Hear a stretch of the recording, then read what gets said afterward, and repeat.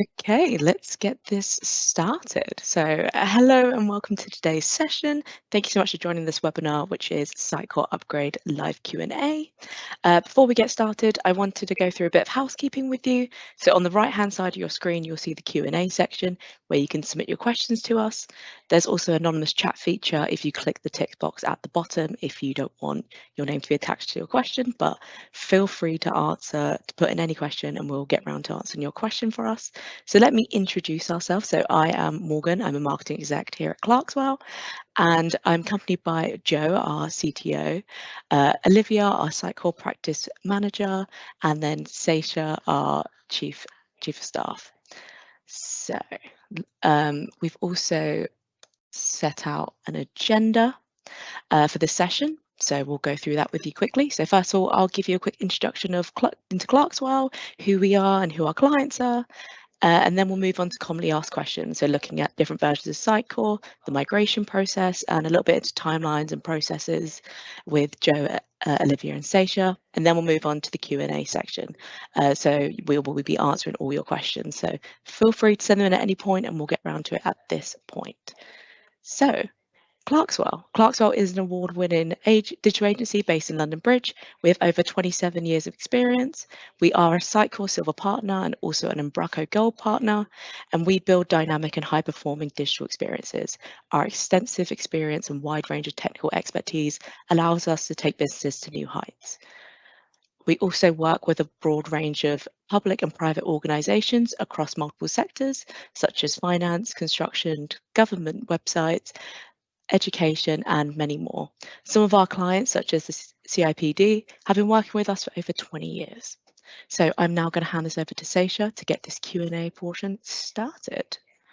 Okay, thanks very much, Morgan. So we're going to start out with some questions, some that were submitted in advance and some which are the usual questions that our clients like to ask. We're going to start around versions. So, you know, where, I'm going to put this one to Joe, where should a client start if they're thinking about a Sitecore upgrade? What's the beginning point? So I guess the best place to start is to look at the requirements of exactly what you want from your website, and that's internal and external. What you're looking to do with it internally, whether you can cope with having all of your data stored externally, so doing something like XM Cloud or Content Hub 1, or looking at more on-prem, where you're looking at sort of XP. That's where you'd start. Then you can start looking at sort of the budgets and the timelines, what you really want to achieve with the upgrade, and that's where you'd start looking at the real core of the requirements of what you want from your website, what your internal policies are, and what you want to get out of it at the end when you finish the process. And in terms of, you know, if you've kind of worked out your requirements, which version should you upgrade to? Is it sort of you just go through the numbers 8, 9, 10 and go from there, or where should you start? Where should you go to? It's not quite a simple question to answer in a form like this. In essence, you should go to the latest version that fits the answer to my previous question. What fits with your company website requirements? That could be an XM, XP on-prem installation. If you're a government agency who can't quite cope with having your data stored externally, if you're slightly more free with where your data can be stored, then you could be looking at XM Cloud. If you wanted some of the bigger features like Cycle Send, the commerce side of it, the personalization side of it, or if you're looking for a slightly more lightweight version, you could be looking at something like Content Hub 1. So it's not a straightforward, this is the version you should be going for. It's much more nuanced than that. You have to sit and go through all of the things that you want to achieve and what you can possibly do with it and where your data can go, and sit down with the likes of ClerksWell to work out where you can achieve the best bang for your buck. And I mean, obviously the XM, XP, can you break it down a little bit in terms of like the difference between those versions? I know some of them are cloud, some of them aren't. Yeah. So you've got XP and XM, which are the monolithic versions of Sitecore, so you install them locally on on servers, and you've got everything's included in them. So you've got all the marketing side of it, all of the stuff, all of that. You can do headless on those if you want, but they're not cloud native. For that, you'd have to be looking more at sort of XM Cloud or Content Hub 1, and those are both more composable DXPs where you can add in any of Sitecore's other offerings. So as I said, commerce, send, personalize, the Content Hub, all of those other bits that you can add into the likes of XM Cloud and Content Hub 1. Okay, and XM Cloud, is that new? Is it from that is fairly new. Yes, it's not been around for very long. Something they've been working on very hard is trying to get to a completely cloud native composable DXP, and they are one of the first to get there. Right. Okay.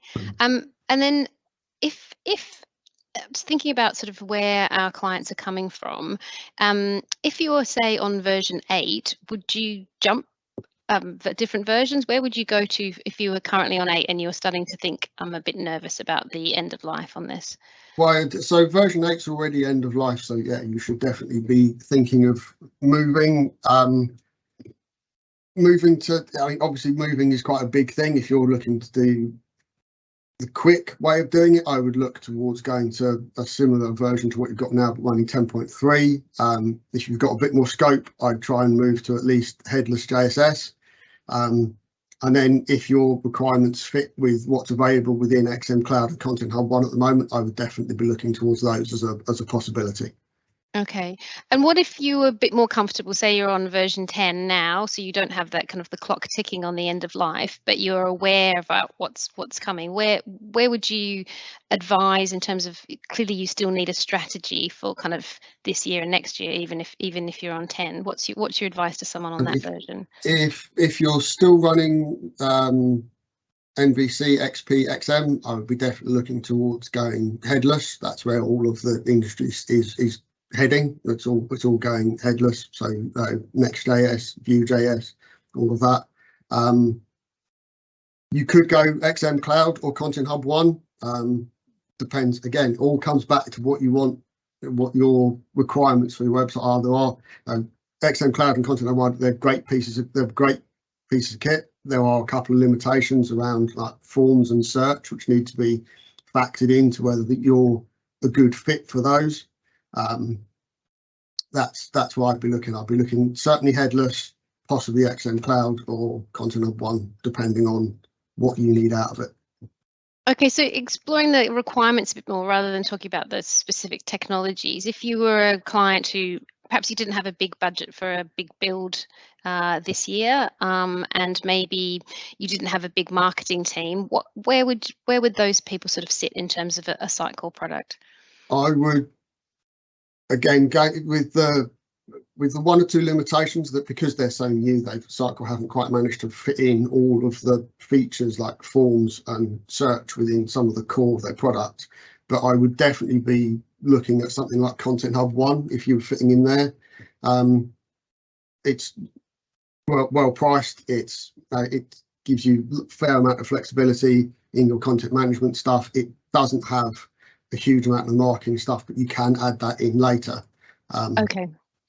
You could go to kind of a standalone XP installation, not necessarily probably the greatest idea.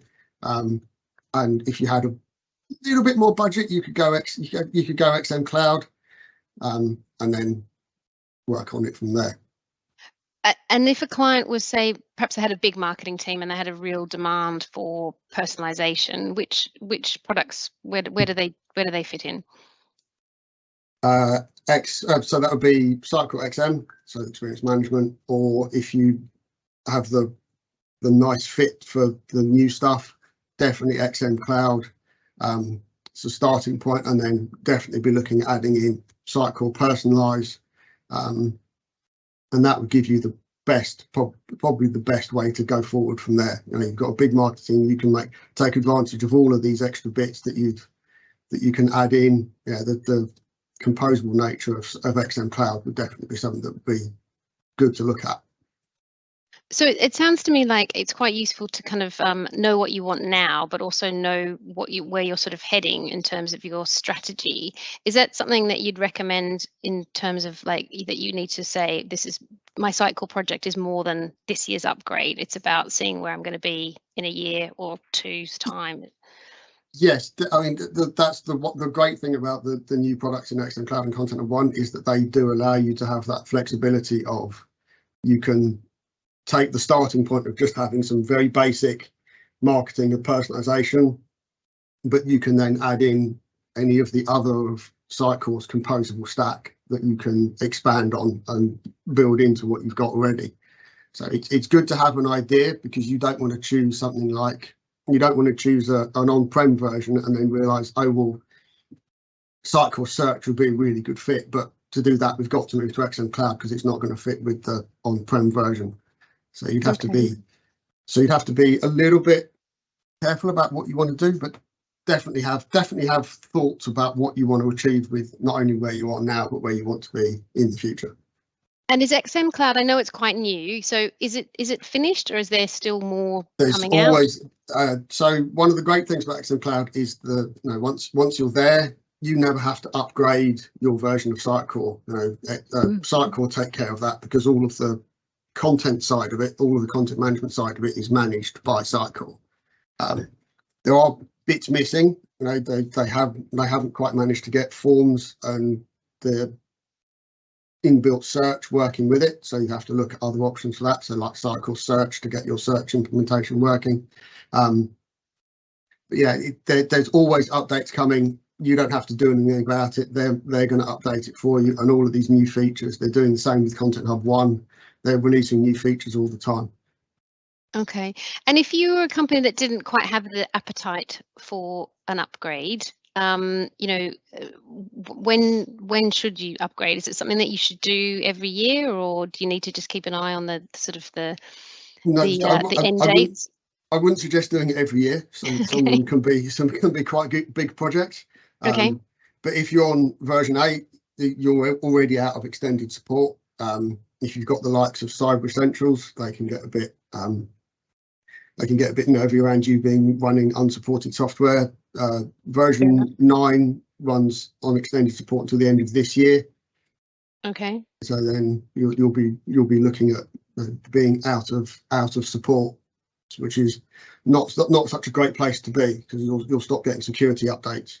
So it's something that you definitely should be looking at, depending on the version you're on at the moment. Okay, and then in terms of from the client side, often when they do an upgrade, they've got new features, all of these things that you're talking about. What do you think are the implications for internal teams in terms of like training? Will they need to learn how all this new Sitecore stuff works? I mean, obviously, when we do an upgrade, we train the people on all the things that we've built. I mean, there's great online stuff for the basics of Sitecore, which can be very useful, but it's generally much more useful to be trained on the specifics of what has been built for you, so that you understand the ins and outs of how your website works. And obviously that's something that we offer as part of the package deal when we do an upgrade or a project of that nature. Liv, did you want to add anything to that in terms of your experience? Yeah, I think Joe summarised it quite well. I'd say even if you're staying on the same product line, say you're moving up in the XP line, there's no harm refreshing knowledge. If you've had new team members join, yeah, it never hurts to do a bit of a refresher. So yeah. Okay, and then in terms, let's talk a little bit about content. It's always quite daunting for clients to think about the migration from when they're doing different versions. Like sometimes it feels like a whole new build. Is it possible to automate the content migration in a Sitecore project? Yes. Great answer. That's a good answer, Joe. In simple terms, yes. There's a multitude of ways you can do it through automated processes. You could even write custom PowerShell scripts to do it for your specific instances, but there's lots and lots of tools out there that you can use to do it. There's Sitecore tools that will help you do it as well. So there's loads of stuff you can use to migrate your content. That's not so much of a problem these days. So don't be afraid. No. I mean, if you're coming from a really old CMS, which everyone's lost the manuals for, that might be a bit more of a problem. But yep, okay, that might cycle be start to from cycle scratch. fine. Yeah. Okay. And the other areas where we often get a lot of questions around in terms of an upgrade is things like what happens to workflows that perhaps have been put together, and the other one is about CRM integrations. Do you want to just talk to both of those points? Just let me know what your thoughts are. I have some thoughts about workflows. Always have. We've had lots of clients who've asked us for workflows. Some of them highly customized, some of them not so much. And some of the clients we work for have got a fairly small web team, and they've discovered that as soon as they've implemented a workflow, it works fine until somebody goes on holiday, at which point nobody can approve any content changes, so they've generally turned them off. But obviously they're just bits of Sitecore. You can migrate those across from whatever version you want to whatever version you're in. Unless they've been highly customized, that might be a little more of a problem. But standard out of the box workflow shouldn't be a problem at all. Okay. And what about CRM integrations? Is that a cause for panic? I don't think so. I mean, so they're generally fairly highly specific for your use case. Obviously, they've got two sides to them: the side that pushes and pulls information out of your CRM. That side obviously will stay exactly the same because your CRM isn't going to be changing. The side that pushes and pulls information to and from Sitecore, that might require a bit of work because there may well have been breaking changes between the versions of code that you're running. But ultimately, they should carry on working. They might take a little bit of work, but it's not going to be the biggest issue that you come across probably. Okay. Okay, turning now, I've got a question around the project structure. I might throw this one to you, Liv. Just talk to us about, what's the approach that you would recommend? Yeah, so we've launched our kind of Sitecore Kickstart program, and what that entails is kind of a 30-minute call with myself, and I'll kind of tease out some of those initial requirements, find out where you are in the process, when you want to be live, those sorts of things. We'll then set up a call with Joe to go maybe a bit more technical and find out what products you're looking at, and what we said before about how do you feel about having your data in the cloud, or do you want to stay on those kind of XP, XM models. So that's kind of like before we move into the project phase. That's just like figuring out if we're going to be a good fit for you as well, as an agency. And then the kind of general project approach is we do a define and plan stage at first, and that's to nail down all the requirements, make sure that the product that we're moving you to or the version is the right fit, getting all those requirements and making sure we can progress into the project with everything kind of understood up front. We'll then go into a design and documentation phase. So that's if you're changing your infrastructure, for example, if you're going from on-prem to a PaaS model, or if you're changing like kind of UI designs on the site, that's when we'll do kind of visual designs as well. We'll then move into the build and content migration phase, so where Joe kind of actually gets to do some coding, and then we'll do testing, and then we'll deploy. So yeah, it definitely can be molded to each individual client. If you want to do lots of enhancement work at the same time, if you want to do some new designs, that can be factored in as well. So yeah, we have a general approach, but we tailor it depending on the client's needs and what the product is. So yeah. Okay, thanks. And then another question just about content, which is, do you sort of have any recommendations around like content freezes and those kind of considerations? Might throw that back to you, Joe. Yeah, that one's reasonably straightforward. I mean, obviously you've got your existing website now, and you're going to be building your new one. At some point in time in the process, you will have the content on both. If you can minimize that time to a few days, then I'd probably recommend doing a proper content freeze. If that's not something that you can do, then obviously you'll have to maintain the content in both systems.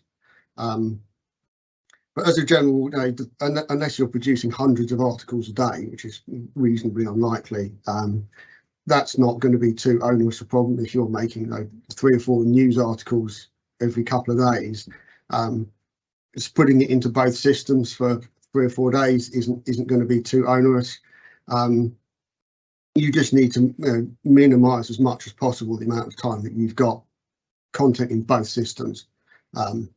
Obviously, if you're going to automate the content migration, you go through that process repeatedly over and over again to make sure that the process is working perfectly fine, and then right towards go live, then you run it the final time, and at that point in time, then you've got to maintain both or have a content freeze, and then you push your new website live, and that's it. The old one's done and dusted.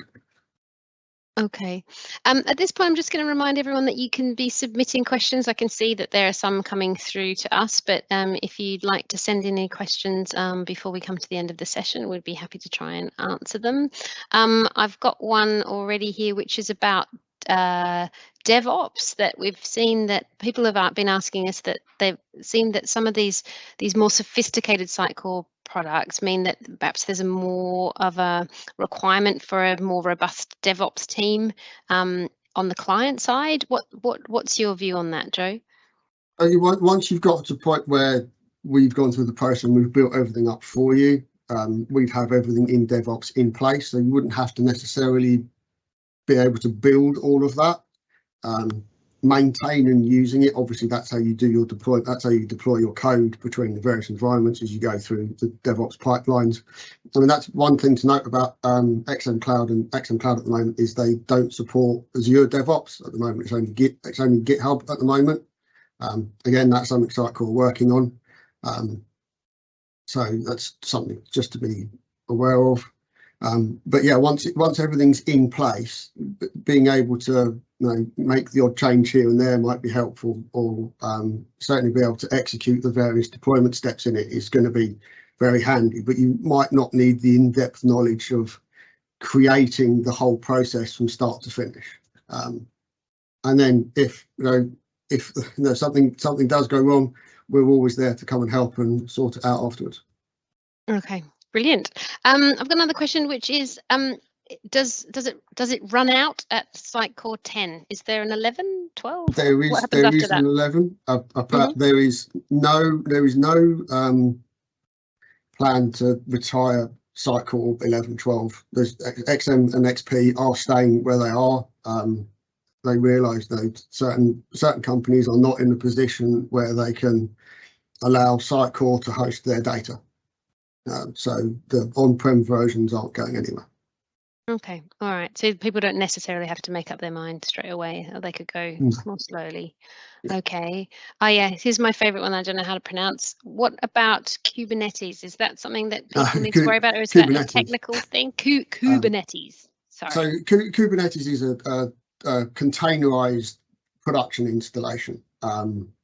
Sitecore support Kubernetes and they support Azure Web Services going forward.